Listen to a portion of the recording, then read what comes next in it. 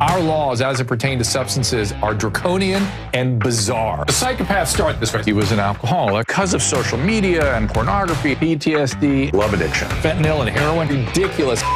I'm a doctor, for sake. Where the hell do you think I learned that? I'm just saying, you go to treatment before you kill people. I am a clinician. I observe things about these chemicals. Let's just deal with what's real. We used to get these calls on Loveline all the time. Educate adolescents and to prevent and to treat. If you have trouble you can't stop and you want to help stop it, I can help. I got a lot to say. I got a lot more to say.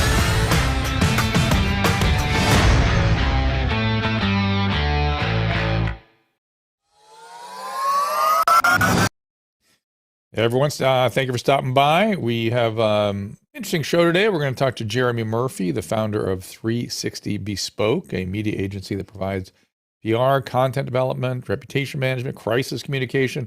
We're going to talk about sort of what's going on in the media landscape today. Tomorrow, we're going to get a bit heavier. We're going to talk to a brigadier general. He's written a book also. It's his book. I'll hold it up here when I get back. Yep, Chasing the Line, which I've been reading. And man, that guy knows a lot about military operations. Yeah, and show us Jeremy's book. Today, we're here to talk about Jeremy's book, which is F Off Chloe. Is that too shiny? You can't quite see it? Let me lean it forward. There it is. Caleb has a full screen of it. More importantly. Yeah, we're going to talk about that. I really kind of enjoyed it. I actually liked the publicist part more than the Chloe part. So we're going to have to get into that. I'll tell you why. Jeremy co-hosts a popular podcast called The Giggle with Beth Feldman on Blog Talk Radio. Prior to that, he started a salon series in conjunction with the Surrey Hotel and Cornelia Spot, highlight artists and foster intimate conversations. And he also worked at CBS for like a gazillion years. Yes, he did. Jeremy, welcome. Hi. Hello. How are you? Welcome back, Slim. Thank you. So congratulations on the book. Do you know what I mean? I like the publicist stuff because Sit back a little, Jeremy. Let's see your beautiful eyes. I've been around so many publicists. There you go. That some of the stuff, like, what makes publicists drink, I was just laughing out loud at. Tell us some of those. Yeah. Oh my God. Well, it's not glamorous. It's a thankless industry. And, you're dealing with clients who have unreal expectations. Everybody wants to be on the cover of the New York Times. And they make you crazy. And, it's just the daily drill. And so the book is a compilation of the things that PR people, we laugh at like internally. And I said, you know what, I have to put this on paper. It is anyone in PR would recognize essentially everything you're saying here about the experience of being in PR. Yeah. First of all, you don't even have to learn. You don't have to know how to write anymore. Like, that's not even a qualification anymore. I get press releases. I get, with slanguage and, capitalization. That's so 5 minutes ago. No one uses uppercase letters, and, thanks is TKS, and now it's TU, and we're losing letters. So it's changing. And Susan, it drives me crazy when you want to do it by the project or barter for your time and all the kind of maneuvering, Mrs. Pinsky, that goes on. Wait, what do you say? Just saying, I'm not pointing my finger at anybody in particular, but. Well, I always love it when someone will say, let's take this journey together. And I always say, the only journey I'm doing is to my bank. Like, pay me for my time. I actually am providing a service, not in this together. That's right. That's sure. I'm doing a service for you. Or let's grow together. No, pay me my fee. Yeah, well, explain that, because, a lot of people who write a book, or I get people that approach me all the time and said, I would love if you'd help me do PR. And it's like, explain what exactly you have to do, to get somebody on the page. Like, if somebody writes a book and you go, okay, I really like your book, or I like your perfume company because I know you help. There is a lot of, why am I not on Good Morning America? Right. Why am I not on The View? John Joe was on The View today. Why am I not on The View? I've heard that a billion times. So, I mean, it is a thankless job, but just explain, like, and then if something goes viral, like what you have to do in a day. I mean, that's crisis management. Yeah, I do that. That's another problem. And if you hire somebody who's a PR person and they're not good at that, that's always fun too. But explain sort of like how you would develop a new person. And well, I mean, part of it is, when someone comes to you, like a new client, I was a journalist. I started as a newspaper reporter. I was a magazine editor, and I instinctively know if this can get press because, I always tell people going into PR, your clients are the journalists. They're going to be there longer than your client. That is your audience. That's who you serve. You are there to help them tell your story. So, the client, clients come and go, but that guy on the beat is going to be there forever. So we are helping them tell their story. And you got to know if it's a story. If a client comes to you with some quack product, you just don't take it, right? Like, you're not going to sacrifice your credibility promoting something that is not a story. It's not relevant. No one's going to write about it. And you're going to be a fool to bring it to a reporter because, the reporters know more about it than you do, right? These are their beats. They often know more about it than the client does. So you really, for me, it's like assessing, okay, is this legitimate? Can I sell this? Is it news? Are people writing about it? Is it on trend? Can I get it into the conversation? And if you can't, you just don't take the client. I've always told people that, from my perspective, that when you're doing an interview or if you're on a talk show, your job is to show up on time, dress right, look right, have lots of energy, make the host look good or the interview look as better than ever, make the producer proud, so the producer wants you back again because it was easy for the producer and you didn't spend a lot of their time and you came in and you delivered with ease, with a smile on your face. And you don't complain. You don't complain. And then the very last thing should be whatever it was you wanted to talk about. Whatever you felt you were there to talk about really is the lowest priority, certainly in the eyes of the people who have you there, whether it's journalists or talk show hosts or whatever it is. And it should be yours too. You should just want to slip it in there at some point. But your job is to make the host look good and to keep the show entertaining and energetic and whatever else. Right. That's your job. That's why you're there. And guess what? You'll go back if you made the host and the producer look good and feel good. Right? Well, yeah, that comes down to your training. And I always tell clients, like, my job is to do their job, right? I'm giving them all the information. Like, here is all, like, here are the experts. Here's your background. Here are the sources. Here's everything you need. And once you give that to a journalist, they're very happy because if they trust you, they'll use it.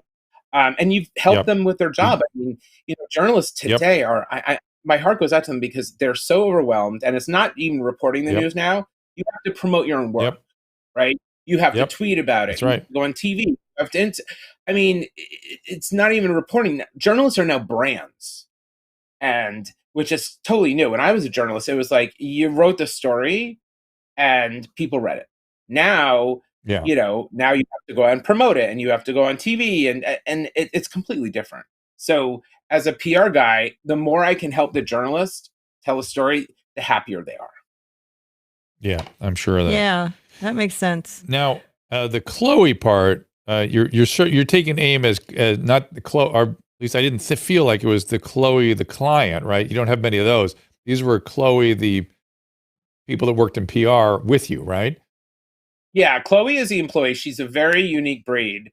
It's more of a Gen Z, and it's not all of them. I'm getting a lot of blowback from people saying, "Oh, you're typecasting Gen Z." No, it's a very particular demographic who the problem with them is they grew up on social media, right? And so anything they say gets liked and follows and shares and comments and whatnot. So they think everything they say is important. Everything deserves an audience. Everything is like, oh my God. So that's the first thing. Second, their parents liked them too much. My parents loved me, but we weren't friends. Now you see these kids who want to be friends with their parents, which is so odd to me.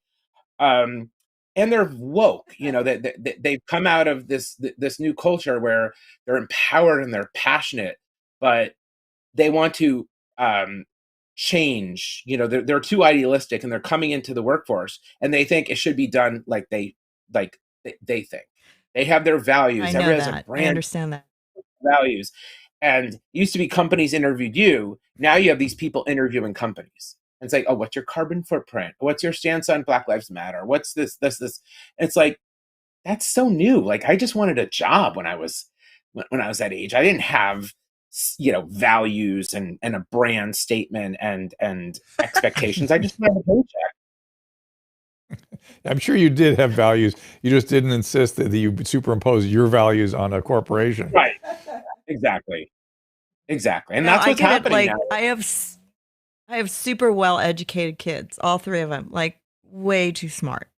And, we've had conversations in the kitchen how, they have to tell us how it is. And I think, oh my God, how are they ever going to get a job? Like, they're never going to get hired like that, because I see that they're way too smart, and they're pushing that out. And I think hopefully by the time they're 33, they'll get over that. Well, I'm thinking 33 is the date. I'm 33. I guess so. Yeah. Hey, Caleb just got over it. Caleb does not have that attitude, though. Thank you.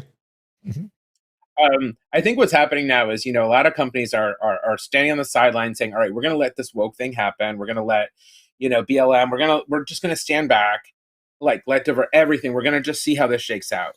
But, these are companies. They're for-profit businesses. And once they realize this does not improve the bottom line, it's over. Mm-hmm. So a lot of people going to the workforce, you might be woke and you might have these values. Once this company realizes we can't make money off that, you're done. Yeah. I'm sort of watching that happen in media. They really went all one direction, and now they're running away the other way. And it's like neither is good. It's to create a more balanced approach so you can sustain it. Instead, they go one direction, the other direction. It's pretty nutty.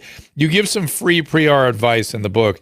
Is there any? I just wondered if there's anyone else that today that you'd give free PR advice to that didn't appear in the book. Oh boy. Could you give advice to Putin or Davidson or to Davidson or to? Well, according to the guy yesterday, we have to give him more love, so he'll stop fighting us. Yeah, or to Kanye or Kim. Kanye, you'd give some advice to Kanye, wouldn't you?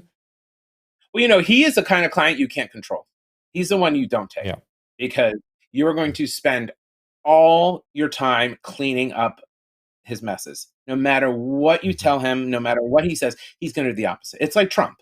You can train them to the day is long, and they're going to just say what they want to say. You cannot control it. It's like a lawyer saying, a lawyer doesn't take a client that they can't not control, but work with. Like Kanye is a nightmare client. He's someone you don't take.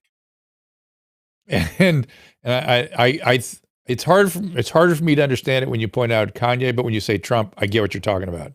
Because he's just going to put it out there, and he's going to tweet in the middle of the night, and then you have to do all the damage control the next day. As soon as particularly with Trump, as soon as Jeremy got to work cleaning it up, there would be 3 more fires. Yes. You would never even catch up, let alone get ahead of it. Right? Yeah. I mean, it's so funny because is that now? Let me tell you something. I had a PR representative that said something to me that I thought was very astute. I was in yet some other shitstorm about something and the two things I've learned, and she taught me one of them, and then I've observed since the other. One was that whenever I got in a shitstorm, it was never what I said, ever. It was always either a out of context clip or flat out lie in print, or a tweet that was somebody said what my tweet said, which it was not what I said, or certainly not what I intended. Never what I said, ever. Is that common? Yes. I mean, a lot of it is people get misquoted, or, a journalist hears something different or interprets it differently. The other thing is, it's not about the story anymore. A lot of it's clickbait. So you have editors, you have the person writing the story, and you have an editor, and then you have someone on the website who's like, oh wait, we know how to write this headline, and it will get more clicks because advertisers are now playing by the number of clicks. And so it's that whole SEO thing where there are certain words and phrases that will get more views. And so that's the problem. Yeah. People are thinking it's not about the story. It's about how many eyeballs can we get to read it.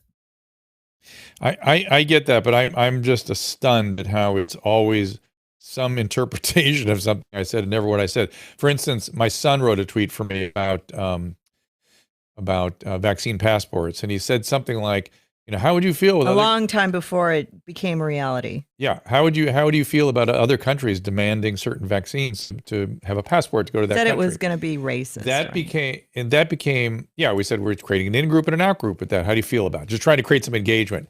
That became, oh my God, I can't believe that in sub-Saharan Africa they require yellow fever vaccine. You can't go to sub-Saharan Africa without a yellow fever vaccine. And then they'd show us their vaccine cards like, you see, I've got mine. You don't know that certain countries require vaccines became the viral story. Really viral. And I was like, wow, that's it, man. It's never what I said. The other thing, though, then this is what I didn't yet divulge what my PR rep said to me that I thought was so astute. She said, I was in another one of those shitstorms about something that I didn't say. And she goes, you know what? If you're not in a shitstorm, in the post-Trump world or in the Trump world at that time, if you're not in a shitstorm, you probably don't exist. And I thought, wow, that is so true right now. That now what is that? Is that celebrity or people have a public profile have is just in the crosshairs right now? The people have to act out on them because there's so much envy, or what is that all of a sudden? It's whoever screams the loudest gets the most press. It's like the squeakiest wheel gets all the oil. It really is. And that's the thing is you have to scream louder. You have to do something more outrageous because the American audience, their attention span is now like a flea. And we are not looking for content. We want to be entertained. And I always think of that movie Gladiator. And, they had these, the Gladiator challenges to take people's minds off how bad life was in Rome, right? It's like, let's distract them by like something carnal and ridiculous. So they're not thinking about how bad things are. And that's kind of what we're doing now. It's like we're just throwing stuff against all Kardashian, Pete Davidson, all this stuff that doesn't matter. And it's like cotton candy. And everybody's just falling for it because it's entertainment, it's infotainment. And it's that's what people want right now, which is kind of sad. And Susan was pointing out, has been for several days, how disturbing it is or unsettling it is to see the clickbait next to the horrific stories of war.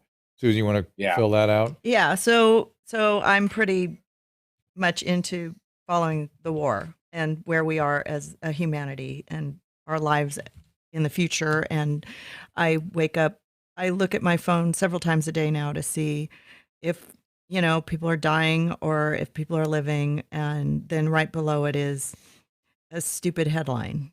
Like, here's one. Kim Kardashian confirms Pete Davidson has her name branded on his chest and multiple Kim-related tattoos.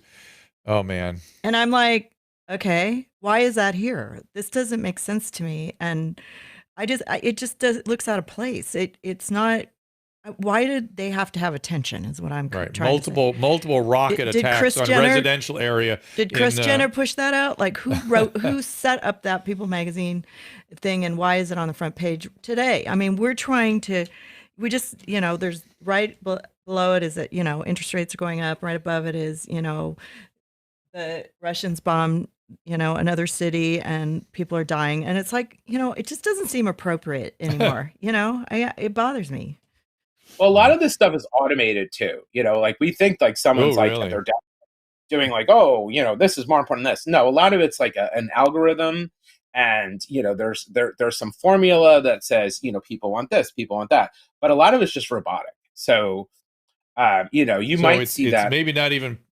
Maybe not even people it's the want algorithm this. Susan, it's the algorithm you have created by your viewing habits. No, I wouldn't click on it normally. I clicked on it just to get the picture of it, but because I don't care. Well, they do it by watch time too, Susan. So it's like how even long if you look at it, what your eyes are doing, what pictures your eyeballs look at. Yeah, I yes, guess. and like that's how. sometimes you'll see on like Drew's YouTube channel, suddenly we'll have a burst of like, we'll double views over a certain amount of weeks. Well, it's because more people have seen the thumbnails, and it's just their algorithm has figured out, well, if we show more of Drew's videos on the homepage, then we're going to get more people who watch for longer time, even if you don't click on it. Okay. They track everything. Yeah, it's pretty amazing what they can do with these algorithms now. You know, I have a client, I a can't remember marketing what the agent. headline. Oh, sorry. A client of my marketing agency, and one of the executives there said something that really blew my mind. She said, "Jeremy, the internet is not free. You pay with your data. You're giving, that's your commodity. You're giving your information, and they're using that to program everything." So people are like, "Oh, the internet's free." No, it's not. You've told yourself. Like, you're literally saying, "I want to go online, and here's all my information." And that's, you know, these people are so smart, and they know instinctively what you click, what you read. And that's what happens on, you know, you go to the New York Times and you know, these pages, and they just know, they know the cookie. I don't even know what a cookie is. They know you, they know your preferences, and you've already paid for it. You've literally given them your data. Yeah. And as you watch, you're providing more data. How you behave with their material. So I want to do something really quick, and this is because I love Jeremy so much. He literally, last time he was on the show, he said, "I think I need to lose weight. I need to get a new camera. I need to get a new system." And he upgraded his whole system to come back on our show. He looks great, but I do have one tip. I'm going to be your PR person for a second, okay? Because I don't want to tell you afterwards and then have you go, "Oh no, you should have told me." Okay, the camera is. Wherever the camera's pointed, that's where you want to look. Because when you look at Drew, we can't see your beautiful blue eyes. And you look so handsome. Yeah, see, and you can smile, and it looks so much better. You know, we interviewed. And also, your camera needs to not be on autofocus because you keep going in and out of focus, but you can work on that next time. I'll work on that. It's good. So these are the kind of notes I get every day. I should have done it at the beginning. I'm sorry. I should have said something. They're all very good. They're good. Listen, listen, the information's more important but I have this thing about the visual. That's like my thing. Right.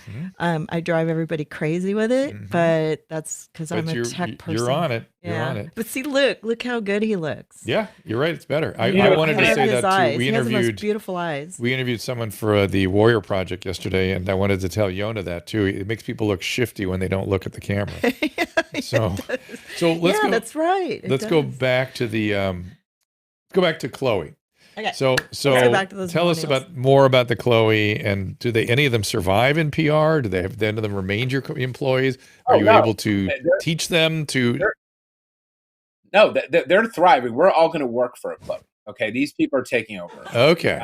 Okay. Completely good. You know, because you know the generation is what I found is, and not all of them, but there's a certain ruthlessness about it and cunning. You know, they know the game. And I'm not saying all, like, you know, that there are people in every generation that are players and know how to work the game, but people are using the rules differently. You know, HR was never HR. You called them just to get your like payroll, whatever. When I was HR was just, you know, where are my benefits? Now it's the FBI. Like, you know, someone says, "You look nice today," and they're fired. And this generation knows that really well. And they know the power's in their hands, and you know the rules have changed. So yeah, Chloe's are they're cunning. They're not the smartest people, but they're very shrewd. Interesting. Why you have one chapter called "Why Media Isn't Fun Anymore"? Tell me about that. Yeah, it's not fun. I mean, I grew up in the time of like Knight Ridder and Time Inc. and Gannett, and it was just a community. It was a communal experience. It was a bonding thing. Time Inc. doesn't exist anymore. Knight Ridder doesn't exist anymore. And now you have this trend where these parasitic private equity companies and hedge funds are buying up local media. And this is the worst thing that could happen, because local media, especially, they keep people honest. Like, you know, they keep City Hall honest and City Council on. They're done. Like these parasites, what they're doing is they're going into small, you know, medium, large markets. They're buying the newspaper, and then they're selling the real estate. they're selling their sublists, they're selling their presses, and then they're leaving them dry. And so now you have these newspapers that can't report the news anymore. So they're just running wire copy from the AP or something. And it's happening all over the country. Like there's one group, Apollo, there's another one that, owns, Tribune got bought by someone who bought somebody. It's really sad because, news, I grew up as a journalist, and news was always like, we call it the fourth estate. It was like the fourth branch of government. We kept people honest. But, you have to be able to earn a living to do that. And it's not fun anymore, it was never glamorous, but at least you felt like someone had your back and you were, truth to fire. You were really doing the right thing. And now it's sort of like censorship. Yeah. Well, it's censorship by starvation, because these groups are literally milking these properties. They're not in it for the commodity, the value isn't the news. They're looking at the land and, how can we sell their subscription list to a third party? And, those printing, like they're literally liquidating every asset and leaving these newspapers bone dry. And these newspapers and local TV, they can't report the news anymore because they have no resources. Well, local TV is still doing okay, at least in Los Angeles, major cities. I don't know about the little towns and stuff, but I do feel like the one bright spot has been local television. They can do it kind of on the cheap, and they are the ones interacting with the local politicians and things, and are the local outlet. I did a news show for a year during COVID. It ended a year ago, something like a year and a half ago, something like that. I think. And it was interesting to be inside a newsroom every night. It was, some of the hysteria of COVID was coming out of there. Someone walked up to me and said, this is an extinction event, right? That's what we need to think about. I was like, what? This is a respiratory virus. It's nasty, but it's not an extinction event. And having lived through a pandemic with a 100% fatality, I always like to remind people. But what are your feelings about the LA Times, though, Drew? Well, I mean, the people who write for that seem like they're just looking for clickbait too. Horror stories. No, they are dishonest. They don't mind lying. They don't mind harming people. I guess only the rats survive when the ship is sinking. And once you read it, it's done. Oh yeah, I called up. I've stopped doing print interviews because they're always so massively distorting. And I did one again about 6 months ago or something, and it was like so far from I know. I was like, reality. why did you do that? I was better. Why didn't you call me and ask me these things? Why didn't you find out what my credentials are? I called the state board. That's not where my credentials are kept. It's not who I'm a assistant I know. He had a moment of weakness. It's not where my board certifications are. That's my licensing. That's one thing. That's where the board keeps the license. Oh my God. So anyway, so I still have felt like the local news is still a bright spot, and there was always an attempt to have real discourse and real reporting, and it wasn't so much going for doesn't sell papers. Yeah, it wasn't the way the print had been.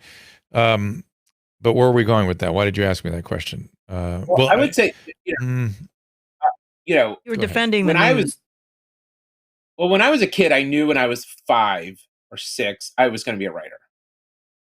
So what I always tell, like a true journalist, it's a calling. Every journalist I've ever known knew when they were a kid that they wanted to be a journalist. It's a shitty paying job, long hours. It's not glamorous. But you just want to do it. It's like people who go into, every veterinarian I've ever met, they wanted to heal animals, or doctors wanted to heal people. Yeah. Journalists is the same thing. Okay. So people don't go into this profession with necessarily an agenda. We just want to report the news. We just want to tell people what happened. And, and obviously people bring their own biases, like not everybody's perfect. But when people go after the media, I'm always like, I was a journalist, and we don't have agendas. We just want to report the news. We just want to, and you know, there are some people who know the power of the press and that they use it maybe not honestly, but most journalists just want to do their job, and there's no glory. The money sucks. The hours are horrible. Everybody's losing their jobs now. You know, the crime guy now has to write the cooking column. It's not fun anymore. Yeah. Did you see the French? What was the name of the movie? It's about a newspaper. The French. Shoot. It's one of these, and now I'm blanking on the name of the director. Also, he did the Budapest Hotel. Oh, Wes Anderson, right? Wes Anderson. Ooh, very good.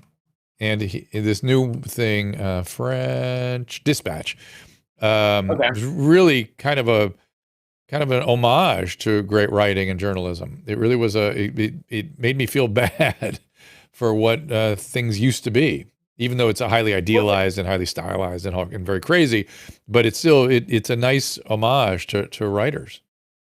Well, you know, I mean, I grew up, you know, in the 80s, and even then, you know, news was always, special TV and radio, there was always a deal, right? The government's giving you a license. Okay, you can broadcast over the air. We're giving you that, but in return, you have to do a public service, which is reporting the news, tell people what happened, children's program, public information, news. And then 60 Minutes came, and CBS said, oh, wow, this makes money. And suddenly you got, you know, Dateline, NBC, and Primetime Live, and all the networks realized, wait, this is not a cost center. This is now a profit center. And so now news was bottom line. It wasn't about, you know, we're doing a public service. Now it's about we're making money. And that's really when things, and it hasn't been. Yes. Yes. And then came cable TV, where you had to fill a 24-hour news cycle. And then one of the ways they did that cheaply was with celebrity news. And that became so cheap and so cost effective that started taking over. And then that's about when digital hit. But to that point, this is the story I was trying to think of a few minutes ago. I have this story rolling around in my head from the 70s, where I was watching a journalism interview show, like, you know, an investigative show like 60 Minutes.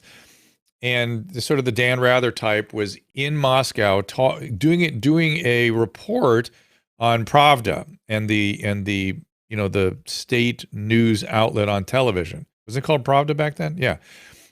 And he was the main anchor was doing the interview with this Dan Rather guy. I forget who it was that was doing the interview, but it was one of the guys from that era. And the Dan Rather guy was just hammering him, like, how could you possibly call yourself a journalist and you're just reporting what the government is telling you to report, and you're not actually reporting the facts necessarily. And finally, the guy literally put his hand up. And he goes, "Hang on a second." He goes, "In this country, journalism is a political instrument. In your country, it's a commercial instrument. And it will get distorted by that priority, worse maybe than ours gets distorted by the political piece." And now here we are. Yep. Right? I mean, newspapers I remember working at a newspaper, and you know, I worked the night desk, and we would get, you know, the layout of, you know, the A section is 16 pages and whatever. And it was really determined. There was a formula. It was like, we have this many ads. And so it's 60-40 edit ad ratio. So now 60% of your space is for advertising, 40% is for news, and it just kept getting larger and larger. So your news hole kept getting shrinking because they had to, you know, lower the page count, or they had to give more space to the advertisers. I mean, it's a commercial thing. It's not a public service anymore. It's basically these organizations have to make money, and they're going to make money. You know, and the other thing about the private equity, I always laugh at, you know, my mentor is a woman named Kathy Black. She ran Hearst magazines. And when I started my company, you know, I was looking for investors, and there were some private equity people. And she said, "Jeremy, there's 3 things you need to know about private equity. 1, they're not your friends. 2, they're not your friends. And 3, they're not your friends." These are ruthless people who just want money.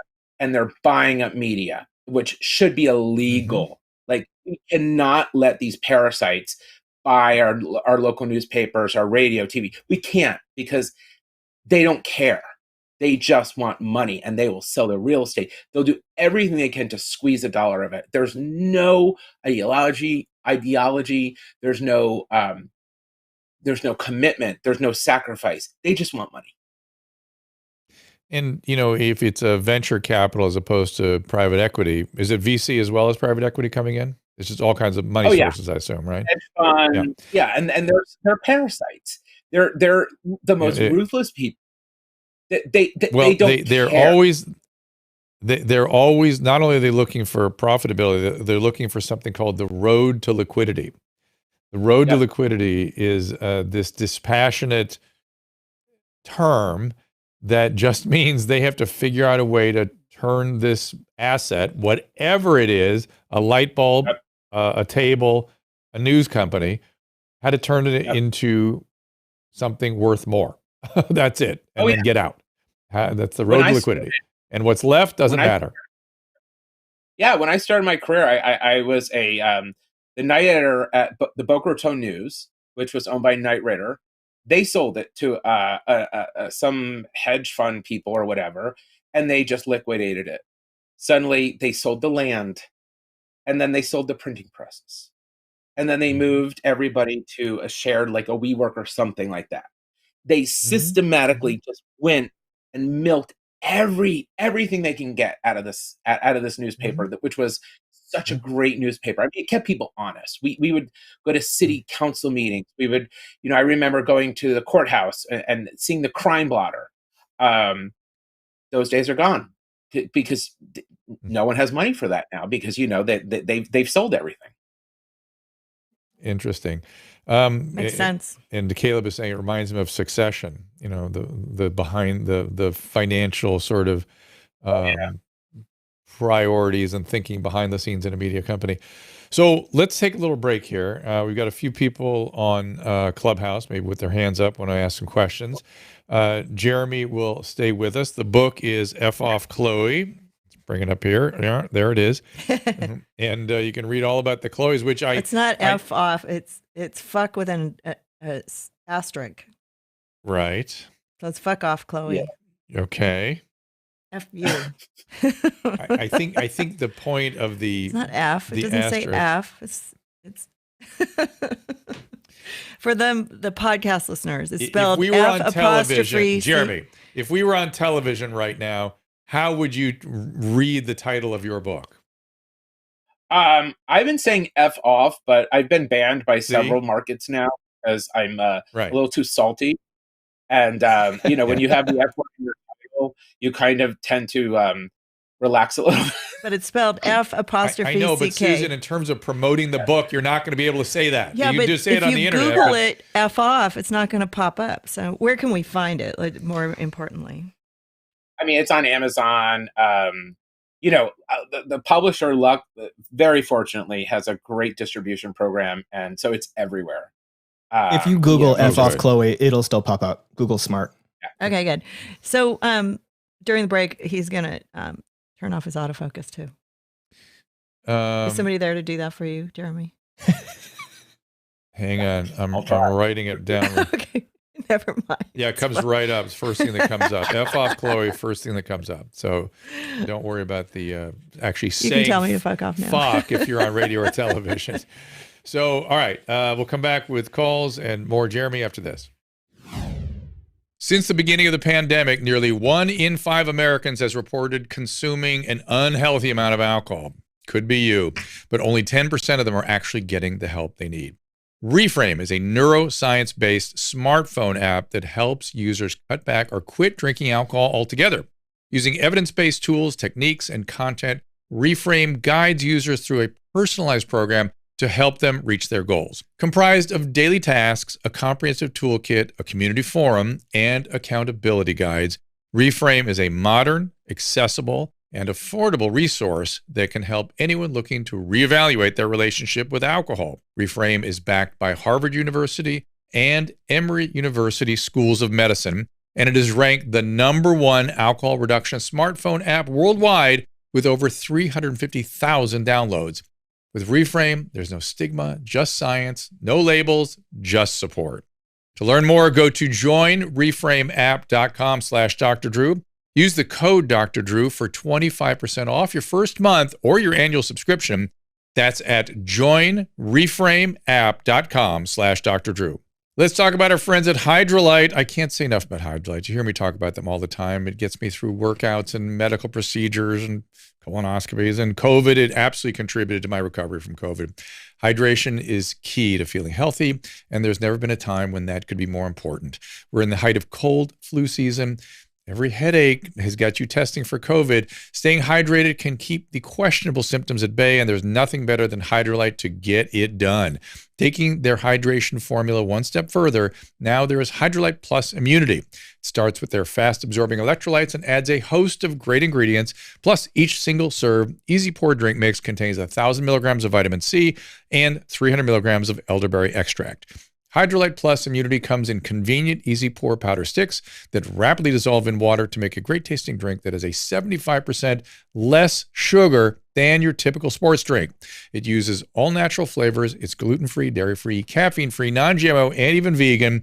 Hydralyte Plus Immunity is also now available in ready-to-drink bottles at the Walmart next to the pharmacy, or as always, you can find it by visiting hydralyte.com/Dr. Drew.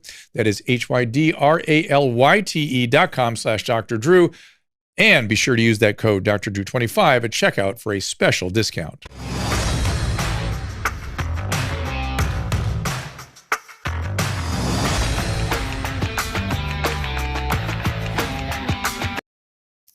And we are back with Jeremy Murphy from 360 Bespoke, a media agency for PR relations and other crisis interventions, if you wish.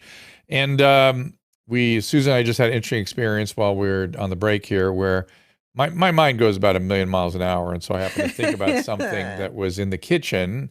And I said, you have something in the microwave. Do you want that taken out? And she goes, gosh. And I go, oh. No, I said it's defrosting. I said, fine. Then I went, God. Yeah. And I thought, oh, I think Susan was the first Chloe. I think she was the first one. I said, yeah. I said, fuck off, Chloe. And I think Chloe, they were much rarer, but there were Chloe sprinkled around. And I didn't realize till you brought my attention to it that I am totally a Chloe. Happened to be living with one. Yeah. It's a different version. It's not a woke Chloe. It's sort of an 80s version of Chloe. But they're around. They are. I mean, they're insidious.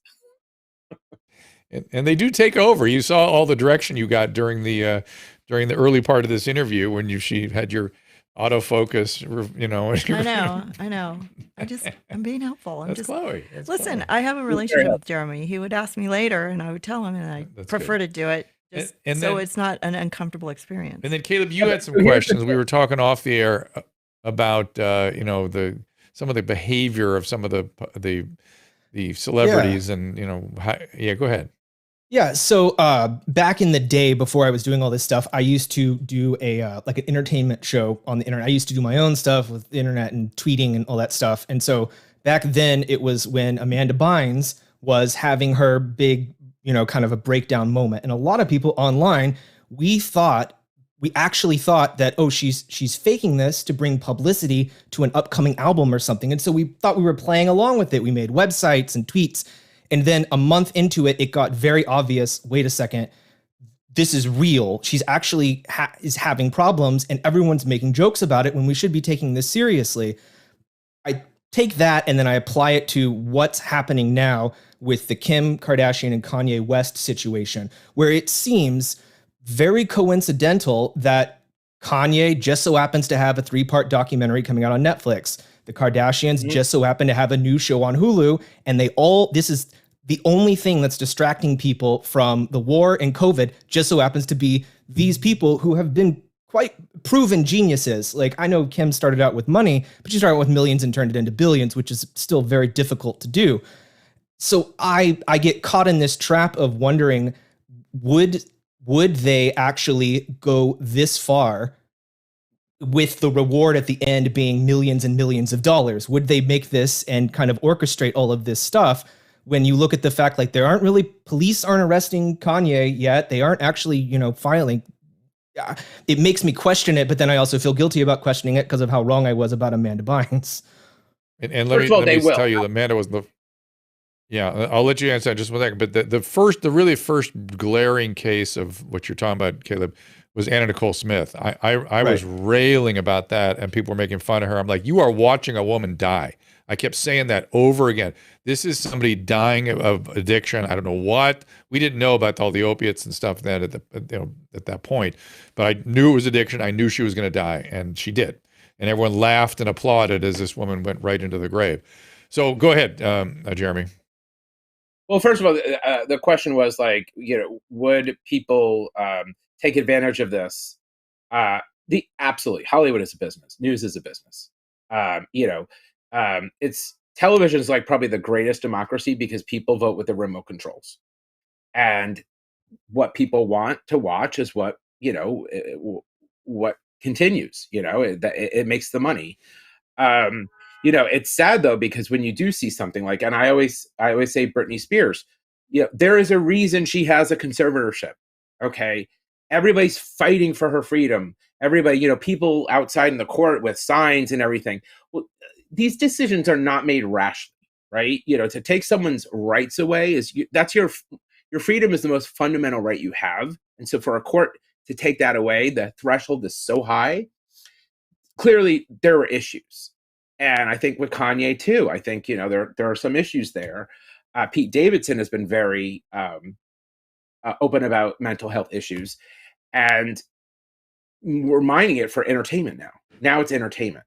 Right. And that's It just seems to be so effective at they are the third topic of all the topics that are so large right now that it makes me question, like they would be the people that would be smart enough to do it, or at least have a smart enough team. But again, I feel guilty even thinking that. You don't believe that it's not something that we sought out after. It was pushed out through the right channels by their PR. It's what you call secondary gain. It's secondary gain. It's not the primary motivator. It's their illness, and they're crazy, and we're watching that. But then when they're applauded for it or reinforced for it or they make money for it, it continues. This has always been the biggest problem when I was treating celebrities, was they wanted to go back to work so fast because they were so gratified by it. All the people around them wanted them back because they made a bunch of money. And so going back to work too fast for a celebrity was always the number one problem with their mental health and addiction treatment. Number one. Absolutely. And I'll just point you to Robert Downey. Look at Robert Downey. He kept coming back and trying to act, coming back and trying to do stuff. And he was in, what was the TV show with the woman that's now married to Harrison Ford? Ally McBeal. Ally McBeal. He came back and did Ally McBeal, and then magically 2 weeks later, he ended up in a crib in his neighbor's child's bedroom, strung out on yet again high on heroin, and his team got together and he accepted the direction, which was, you cannot even think about work. Maybe you'll never work again. You have to be willing to say, maybe I will never work again. And he at one point asked me, should he return to work? And I thought, oh, what an incredible burden to say, we're going to withhold this incredible talent from the world in order to save the individual. But right then, that was the right thing. He needed to not think about work at all. And he didn't for about 5 years. And then when he went back, he went slowly under the direction of a team. And that works. Guess what? He came back. And it seems like Amanda did something kind of similar too. What's that? Hollywood is a business. And if a talent or actor singer is making money for a company, that's their priority. And they want to keep making. They don't care about you. They don't care about your well-being. They want you to make money. And I remember working in television, you would hear these stories about, we had one actor who couldn't stand up. He was so strung out. And so they would have him lean against a couch because the show had high ratings. So it's a business. It's not, they don't care. They just want to produce ratings and movie sales and record sales, whatever. It's not, no one cares about your well-being. So it could be real and like really what they're going through. And yet there's publicists and a whole business infrastructure that's making the best of what's happening. And they're just like, well, if this is happening in your life anyway, we're going to push this in the news because you also, maybe they constantly have products to promote and we're just suspicious of it, not realizing that it's year round. When they're having good days and bad days, they still have shows to promote no matter what. Right. That makes sense. Right.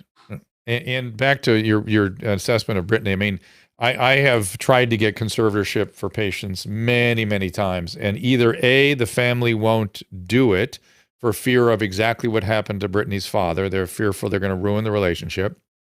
The fact that that happened is going to kill a lot of people because now more families are going to be unwilling to step forward and take care of the person that needs a conservatorship. And then there are no judges that are willing to grant them unless somebody's absolutely so sick. If you remember when she first showed up with her bipolar 1, she first went into a 72-hour hold, and then she went into a 14-day hold. Also very difficult to get. That is reserved for the most recalcitrant, seriously ill people. And then they kept her on that conservatorship for a long time.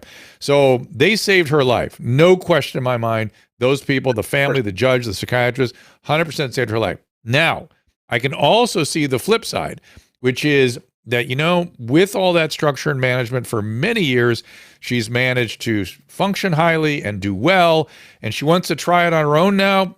You know, she really wants to, she deserves a chance. I mean, I can walk out on the street here and find 3 people that need conservatorships more than she does. You know what I mean? And won't get it. And so, yeah, if Britney wants to try, it's not going to go well. It's not. You and I know that. But, you know, if she wants to give it a shot, I thought she deserved it. So that was sort of my feeling about it.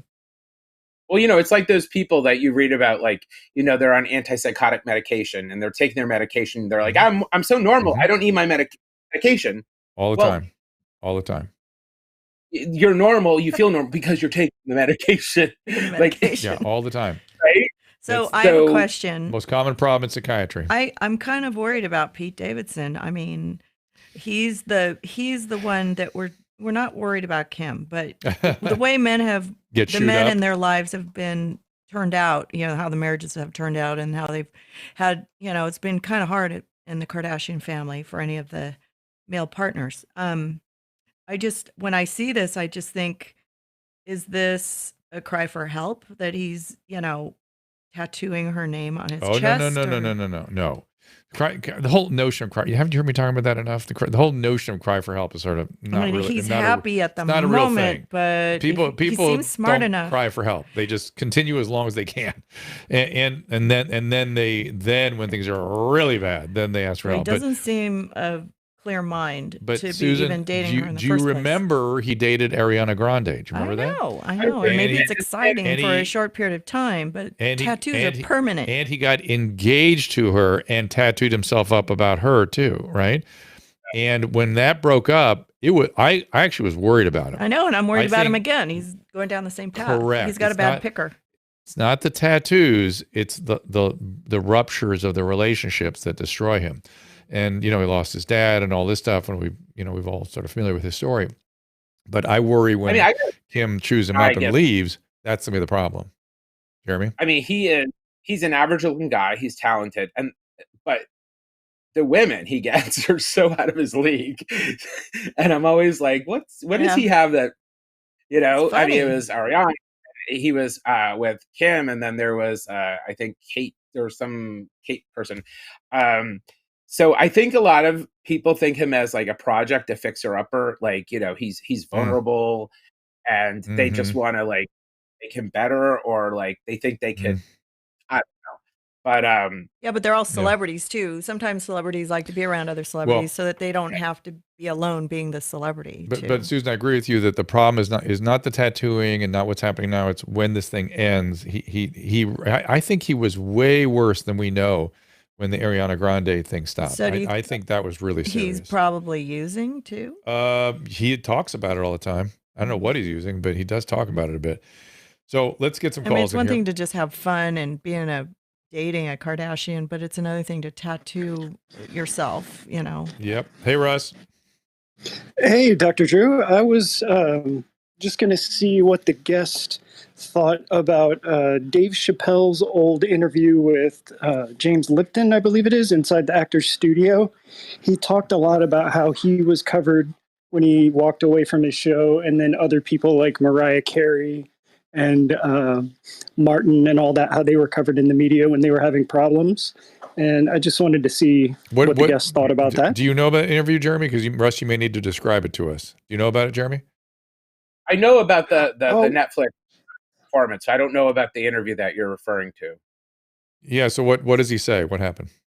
Oh, he was just talking about how when celebrities are having problems and just calling them crazy is dismissive, or jumping to conclusions that they're on drugs or something, that they've somehow done something wrong to cause this without a lot of factual evidence, can be very harmful. Well, he certainly was the object of all that. And I was guilty. I know Dave a little bit now, and I was guilty of thinking something was dreadfully wrong. It just seems so wild to me to just take off. And he traveled around other continents and stuff. And I thought, oh my God, is he okay? But he was. Is that the point, Russ? Yeah. I just wanted to get his thoughts on the tabloid media. Yeah, the fact that conclusions. All right, so let's talk about that. So how about people reporting, with just observing what's going on and speculating about it? I mean, a lot of it is, and what I've learned is, media is a vacuum, and if you don't put it out there, if you don't get your story out there, someone will tell it for you, and it might not be your story. So a lot of that is, I remember he walked away from a huge deal. I think it was Comedy Central, was like $100 million, and he just walked away from it. And I mean, I'm kind of going back in time. I remember, like, he didn't really say why. It was very kind of like, it was very odd. It was very odd, right? And the behavior. Now that we all kind of know him in a new context, it's a great illustration of how you need to be careful about. And maybe something was going on. I don't know. I mean, maybe he was severely depressed or something at the time. He wasn't certainly himself, or maybe he was so stressed by producing a television show every week that he just didn't want to deal with that, which is overwhelming. It's anxiety. That's whatever. But he seems to have had a plan. I think that's the most gentle blush you can put on it, and it's paid out. He's done awfully okay as he was doing it his way, and very few people could really pull that off. I mean, that is not your average cat. If you leave like questions unanswered, someone's going to answer them for you, and not with your answers. And that's what happens. Maybe not your answers. Yeah. And then that gets part of like a myth. That becomes like, 10 years later, they'll remember what maybe wasn't true because someone else said it and you didn't say anything. And it kind of became perception or, the answer. It's even worse now. It's even worse now. Have you seen all the stuff about your friend? Oh my goodness. My COVID brain is so bad. From Nevada.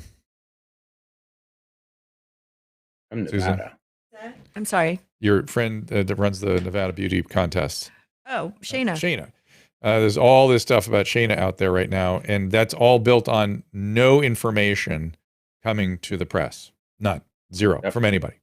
And you'll see all this speculation about all these things going on.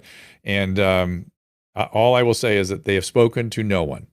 And it is a really good case in point of what you're talking about right now. Rumor, innuendo, but that people seem to have no problem doing that now. You know what I mean? It'd be one thing if they went in and they talked to, a relationship expert and said, Shayna's having trouble in a relationship. What do you see there? What would you do for her? And because it's reasonable for somebody to go, well, in cases like this, if you want to learn about it, here's how we would approach cases like this. But that's not what they're reporting anymore. They're reporting facts, pure speculation and rumor as though they're facts. Media still has, still has to fill airtime, right? It's not like, we didn't get the answers, we won't report that story. No, they're going to report it, but not with answers. Like they still have to fill pages and the newspaper, magazines, they still have to fill that space. So they're just going to take someone else's story, else's answers. Ryan Holiday wrote a book called Trust Me, I'm Lying, about how he was able to generate untruths in social media that then got reported by sort of bottom tier kinds of, online publications that then Jezebel picked up, and then Slate picked up, and then Politico picked up, and then NBC News picked up. And it was all based on social media spin that was all known to be lies. Incredible. Well, one of my favorite stories is when I announced my book, some news outlet ran a story and said it was going to be a tell-all, celebrity tell-all, and I was dishing the dirt. And you've seen the book. It's like a coloring book. I mean, you can like literally color in the illustration. It's so silly. Mm-hmm. I called the reporter and I said, none of this is true. And he actually said, darling, it was too good to fact check. And I was like, oh, that's the best answer. That's really crazy. Josh. You should put that as the blurb on the cover. Hey, Dr. Drew. That should be the name of your next book. Right? or you should write an article about it. Josh, what's up?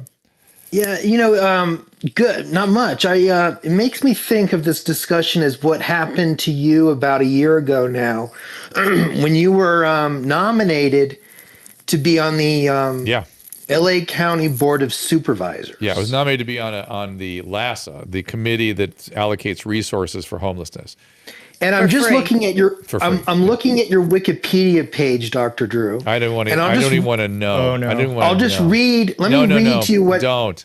It's okay. Go ahead, Woody. Right. Just read it. I'm going to take my ears out here. It says critics claim that Pinsky had overreported the number of homeless people with mental illnesses or substance abuse disorders. And I cannot understand what happened there.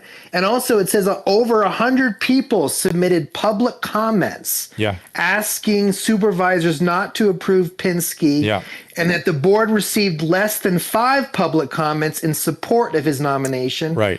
So let me tell you what happened. I cannot understand that by the life of me. All right. So because they didn't do any PR beforehand. We should have done PR beforehand. And I told Catherine Barger this. I said, listen, we have so many supporters. You should have let me wrangle up a bunch of people to say great things about him, because you didn't give us enough time. And then she just pulled the nomination and we didn't have time to. So here's what actually happened. Actually, that's a kinder, gentler version of what actually happened. So what actually happened was she called me and said, I want you to do this thing. And I was like, oh, that sounds like torture. I know, it's gonna be really tough to. All right. And she convinced me to do it. And I said, all right, I really don't want to do it, but okay, I'll do it. And she said, and I said, you know what? I'm going to learn something. I'll at least learn how this money is allocated. And it may bother me, but okay, I'm going to go in with an open heart and open mind and really think about this as an educational experience as much as anything, and try to bring my expertise, because there's not one physician anywhere in any of the organizations that serve the homelessness, which are a lot of sick people, a lot of people with mental illness, and a lot of people with addiction. So the woman that's nominated me said, would you do one interview with the LA Times? And I was like, ugh, I will not do print. And I told you not to. She goes, oh, this woman, Jacqueline, you can trust her. So she gave me an interview, and I just said, look, I'm coming in with, I said nothing more than this. I said, I'm coming with an open heart and an open mind, and I want to see how this goes. I have no preconceived notions that I'm going to I just want to see what this is, and I'm going to see if I can contribute in a meaningful way. She then went out and interviewed a bunch of people that have should have no business. There's supposed to be equity when people, right. A New York lobbyist. Equivalency, when, they should talk to other physicians or other psychiatrists or other addiction experts and get a comment. Does he have a point of view that's good or not a point of view? A peer, at least. No, they asked somebody that was recently homeless, what's his opinion? And that became from New York. Who wasn't even living in Los Angeles. That became the entire story. And then in there, she said, and he started trolling us on the internet. Essentially said that she minimized my training, and she said, and some people say he's an anti-immigrant. And I went, I called her up. I called her up. I said, "What the fuck are you doing?" I am an immigrant. My grandparents escaped the Holodomor from Ukraine. What are you talking about? Where did you get that? And why didn't you ask me about my training? And by the way, let me spell it out for anyone's listening that wants to hear my training. I have an MD. I'm board certified in internal medicine. I'm board certified in addiction medicine. I ran a department of medicine at a psychiatric hospital for 10 years. I ran an addiction program for 25 years. I have an assistant clinical professorship in addiction medicine, psychiatry, internal medicine, and adolescent medicine. Those are my big. I'm a fellow at the American College of Physicians. I'm a fellow with the American Board of Addiction Medicine. And she said, we called the board. He said he holds a license. So I will not do print interviews now. No, I know, and you did it behind my back. Okay, so Jeremy, how do we address this Wikipedia page? Because I'm going to kick some ass now. Thank you, Josh. I'm glad you brought this to my attention. Well, yeah, I was just going to say that go ahead. I mean, Wikipedia, you can edit it. Like anybody can. I know. Like you literally in there. So if something's not right, take it off. That's what I'm going to do. I mean, honestly, and then, I know Wikipedia, a lot of it is volunteers of people, and they're like journalists who might after hours, because it is a good resource. I get it. Like it's not like a revenue resource. So the fact that there is this platform where people can get information, I think it's great, but a lot of it's wrong. And I do think if something is wrong, you should be able to, especially if it's about you should be able to go on and correct it. And I think there's a good point for damage control in a bad situation, and what I would have done differently had we known, if I had known, and I was helping Drew with his PR at that time, I would have gotten all the people that were behind Drew to explain his side of it, so that when the internet, she wouldn't have done it. She wouldn't have printed anything. No, but we need to do some PR for it to show, your experience and who you are and everything. But they kind of tried to sneak you in under the radar, and then the trolls hit, and then the city said it would be a distraction, and they pulled your nomination. So, I told her, I think that we should have made some effort to show the positive people that are out there supporting you, and, so that there would be a healthy fight over whether or not you should do it. It was just very one-sided because it was very last minute, and it was the next day, and they just all freaked out and pulled you out. This is what they aren't realizing, is that Drew wasn't doing this in any way to promote himself. That's why it wasn't like we didn't organize people to go and send in positive votes or make nice comments. These other people in these other groups were very organized. They just send one email blast out to their entire list, and then, wow, you have 100 comments that are against Drew. But that's just because they got it's one group of people or two groups of people that just got their list to go do it. And Drew you guys didn't even try, because that wasn't the point. He was trying to help people. It infuriated me when all that stuff came out. We should have done that. We should have done that. We should have. Yeah. I'm not sure I would have done it, because I did not want to do it that badly. and you would have to know that was coming in order to plan to do that. Yeah. It was something that was just supposed to be a rubber stamp. Well, the guy that was interviewed was a ex-homeless person, and he started rallying the forces, and he was really aggressive towards you, like a troll on Twitter.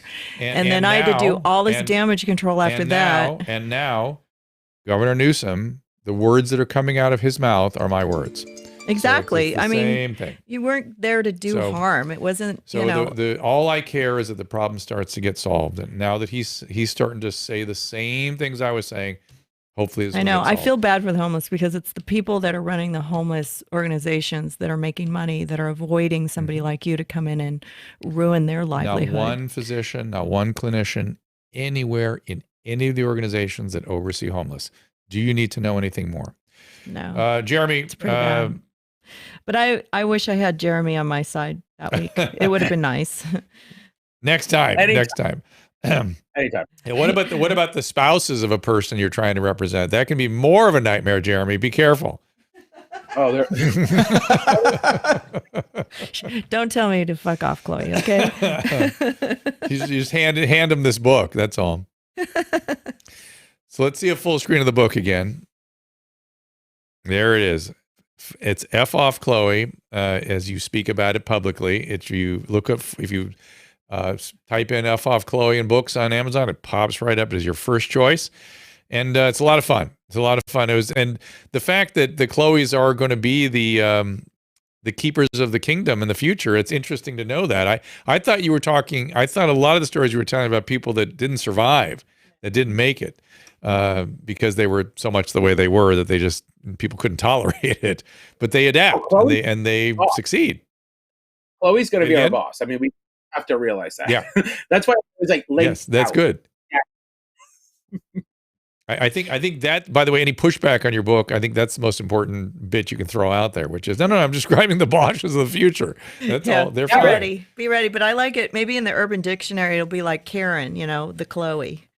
And this is really Gen Z because millennials have kind of moved up, right? They've aged out, as it were, and it's more the Gen Z folks you're talking about here. Yeah, I mean, millennials, I think we're horrible, but the Gen Zers are worse.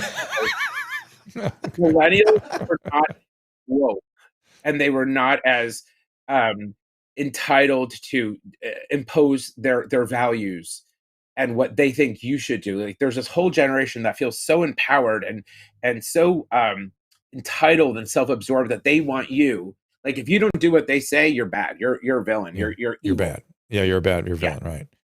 Yeah, this good bad thinking is concerning.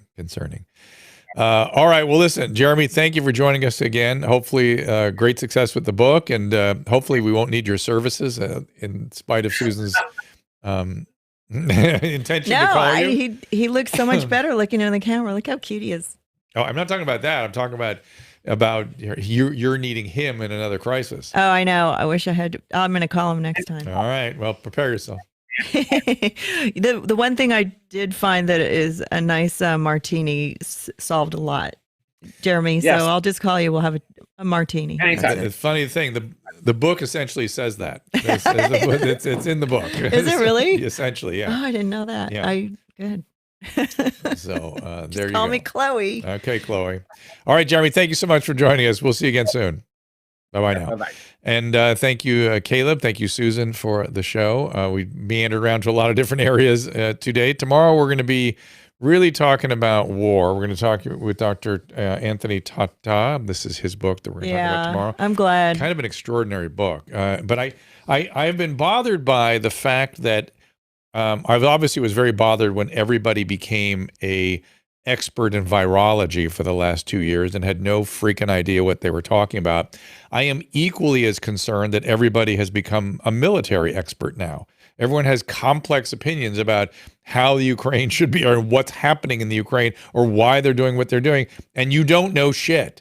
You don't know what's going on unless you're a brigadier general like that. Yeah, I think it's a good guess. Yeah. And so I think we ought to find out what really is going on from a perspective of a military expert. If he can even tell us, maybe well, he can't tell us everything. As usual, a lot of the really great experts in medicine will tell you the limits of what they know and what they can say. And it's often unsatisfying because these things are so complicated, but we'll see. He's written an amazing book here that I've been reading, and it's extraordinary what he packs into every page. Obviously, it's the kind of thing. There goes Drew's phone again. Yeah. We're gonna have to do some media training with your phone. I know. Hey, Caleb, how do you get that? He told me how I'm always afraid to do it because I'm afraid I won't remember to turn it back on again. So there you go. We'll tell you at the end of the show. All right. Well, listen, we got to run. We'll be here tomorrow at 3:00. We can do a show on Friday too. Did you decide? Yeah, we're gonna do callers. Just callers, unless somebody, unless something happens. All right, calls on Friday, and also Restream. We'll take questions and comments off of there. And then tomorrow we'll talk with Brigadier General Tata, and we will see you tomorrow at 3. We were watching this, the Ricardos thing on, and we watched a documentary on them and stuff.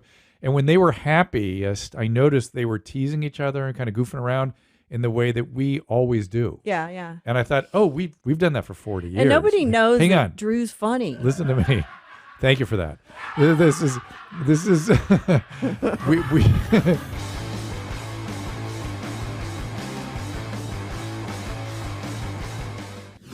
Ask Dr. Drew is produced by Caleb Nation and Susan Pinsky. As a reminder, the discussions here are not a substitute for medical care, diagnosis, or treatment. This show is intended for educational and informational purposes only. I am a licensed physician, but I am not a replacement for your personal doctor, and I am not practicing medicine here. Always remember that our understanding of medicine and science is constantly evolving. Though my opinion is based on the information that is available to me today, some of the contents of this show could be outdated in the future. Be sure to check with trusted resources in case any of the information has been updated since this was published. If you or someone you know is in immediate danger, don't call me, call 911. If you're feeling hopeless or suicidal, call the National Suicide Prevention Lifeline at 800-273-8255. You can find more of my recommended organizations and helpful resources at drdrew.com/help.